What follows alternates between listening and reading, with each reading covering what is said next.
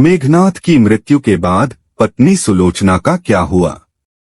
सुलोचना वासुकी नाग की पुत्री और लंका के राजा रावण के पुत्र मेघनाथ की पत्नी थी। लक्ष्मण के साथ हुए एक भयंकर युद्ध में मेघनाथ का वध हुआ। उसके कटे हुए शीश को भगवान श्री राम के शिविर में लाया गया था। अपने पति की मृत्यु का समाचार पाकर सुलोचना ने अपने ससुर रावण से राम के पास जाकर पति का शीश लाने की प्रार्थना की, किंतु रावण इसके लिए तैयार नहीं हुआ। उसने सुलोचना से कहा कि वह स्वयं राम के पास जाकर मेघनाथ का शीश ले आए, क्योंकि राम पुरुषोत्तम है, इसीलिए उनके पास जाने में तुम्हें किसी भी प्रकार का भय नहीं करना चाहिए। रावण के महापराक्रमी पुत्र मेघनाथ का वध करने की प्रतिज्ञा लेकर लक्ष्मण जिस समय युद्ध भूमि में जाने के लिए प्रस्तुत हुए, तब राम उनसे कहते हैं, लक्ष्मण, रण में जाकर तुम अपनी वीरता और रणकौशल से रावण पुत्र मेघनाथ का वध कर दोगे, इसमें मुझे कोई संदेह नहीं है। परंतु एक बात का विशेष ध्यान रखना कि मेघनाथ का मस्तक भूमि पर कदापि नहीं गिरना चाहिए, क्योंकि मेघनाथ एक नारी व्रत का पालक है और उसकी पत्नी परम पतिव्रता है। ऐसी साध्वी के पति का मस्तक अगर पृथ्वी पर गिर पड़ा तो हमारी समस्त सेना का ध्वंस हो जाएगा और युद्ध में विजय की आशा त्याग देनी पड़ेगी। अगर आप चैनल पे नए हैं तो सब्सक्राइब कर लें। लक्ष्मण अपनी सेना लेकर चल पड़े। समर भूमि में उन्होंने वैसा ही किया।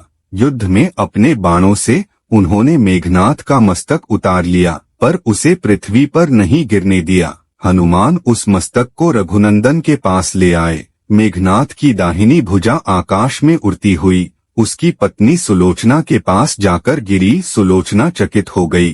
दूसरे ही क्षण अन्यत दुख से कातर होकर विलाप करने लगी, पर उसने भुजा को स्पर्श नहीं किया। उसने सोचा, संभव है यह भुजा किसी अन्य व्यक्ति की हो। ऐसी दशा में पर पुरुष के स्पर्श का दोष मुझे लगेगा। निर्णय करने के लिए उसने भुजा से कहा, यदि तू मेरे स्वामी की भुजा है तो मेरे पतिव्रत की शक्ति से युद्ध का सारा वृतांत लिख दे। भुजा में दासी ने लेखनी पकड़ा दी। लेखनी ने लिख दिया, प्राणप्रिय, यह भुजा मेरी ही है। युद्ध भूमि में श्री राम के भाई लक्ष्मण से मेरा युद्ध हुआ। लक्ष्मण ने कई वर्षों से पत्नी, अन्न और निद्रा छोड़ रखी है। वे तेजस्वी तथा समस्त देवीय गुणों से संपन्न है। संग्राम में उनके साथ मेरी एक नहीं चली। अंत में उन्हीं के बाणों से विद्ध होने से मेरा प्राणांत हो गया। मेरा शीश श्री राम के पास है। पति की भुजा लिखित पंक्तियां पढ़ते ही सुलोचना व्याकुल हो गई। पुत्र वधू के विलाप को सुनकर लंकापति रावण ने आकर कहा, शोक ना कर पुत्री।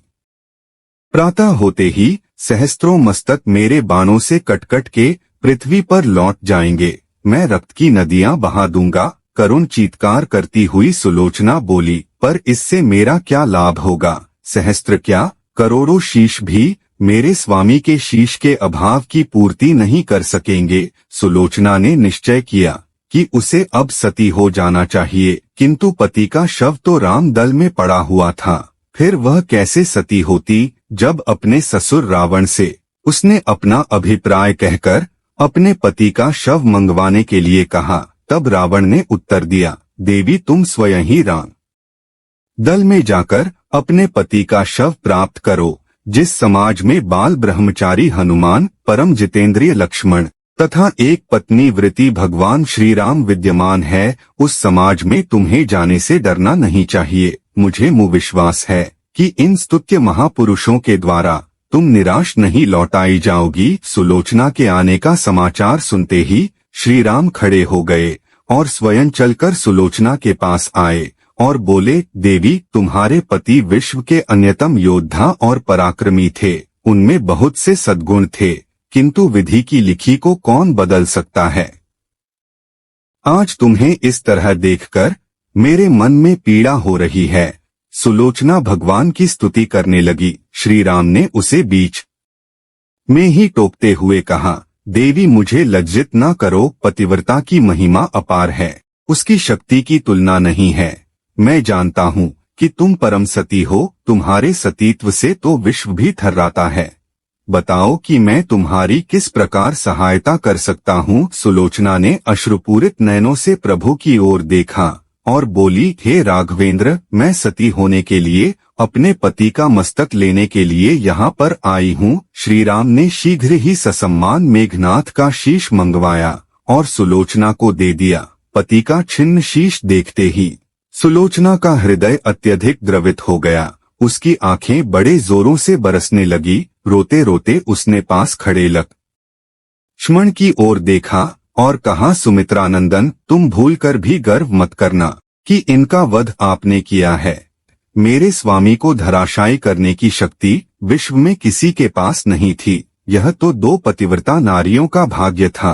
आपकी पत्नी भी पतिव्रता है और मैं भी पति चरणों में अनुरक्ति रखने वाली उनकी अनन्य उपासिका हूँ। पर दुर्भाग्य से मेरे पति एक पतिव्रता नारी का अपहरण करने वाले पिता का अन्न खाते थे और उन्हीं के लिए युद्ध में उतरे थे। इसी से मेरे जीवन धन परलोक सिधारे। सभी योद्धा सुलोचना को राम शिविर में देखकर चकित थे। वे यह नहीं समझ पा रहे थे कि सुलोचना को यह कैसे पता चला कि उसके पति का शीश भगवान राम के पास है। जिज्ञासा शांत करने के लिए सुग्रीव ने पूछ ही लिया कि यह बात उन्हें कैसे ज्ञात हुई कि मेघनाथ का शीश श्री राम के शिविर में है। सुलोचना ने स्पष्टता से बता दिया, मेरे पति की भुजा युद्ध भूमि से उड़ती हुई मेरे पास चली गई थी। उसी ने लिखकर मुझे बता दिया। व्यंग्य भरे शब्दों में सुग्रीव बोल उठे, निष्प्राण भुजा यदि लिख सकती है, फिर तो यह कटा हुआ सिर भी हंस सकता है। श्री राम ने कहा, व्यर्थ बातें मत करो मित्र।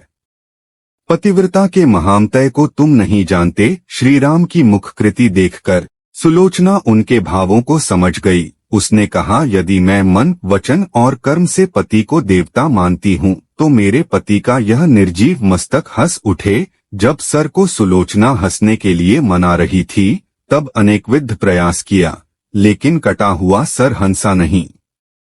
आखिर में शोक प्रदर्शन करते हुए सुलोचना बोली, अगर मुझे पता होता कि आप लक्ष्मण से पराजित हो जाएंगे तो मैं मेरे पिता शेषनाग को बुला लेती।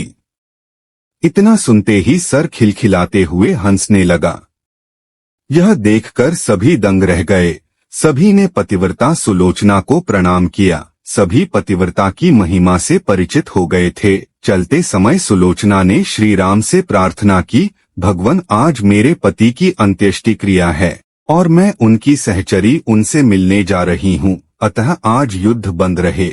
श्री राम ने सुलोचना की प्रार्थना स्वीकार कर ली। सुलोचना पति का सिर लेकर वापस लंका आ गई। लंका में समुद्र के तट पर एक चंदन की चिता तैयार की गई। पति का शीश गोद में लेकर सुलोचना चिता पर बैठी और धधकती हुई अग्नि में कुछ ही क्षणों में सती हो गई। सुलोचना देवी के जाने के बाद जब सुग्रीव आदि ने श्री राम से ये रहस्य जानना चाहा, तब श्री राम ने कहा कि मेघनाद इंद्रजीत जानता था कि लक्ष्मण ही शेषनाग के अंश है। इसीलिए जब सुलोचना देवी ने अपने पिता की बात की तब सर जोर से हंसने लगा। तेरे पिता के अंश से ही मैं वीरगति को प्राप्त हुआ हूँ। राम राम। जय श्री कृष्णा।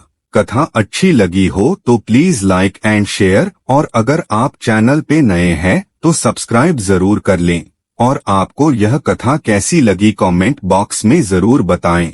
धन्यवाद।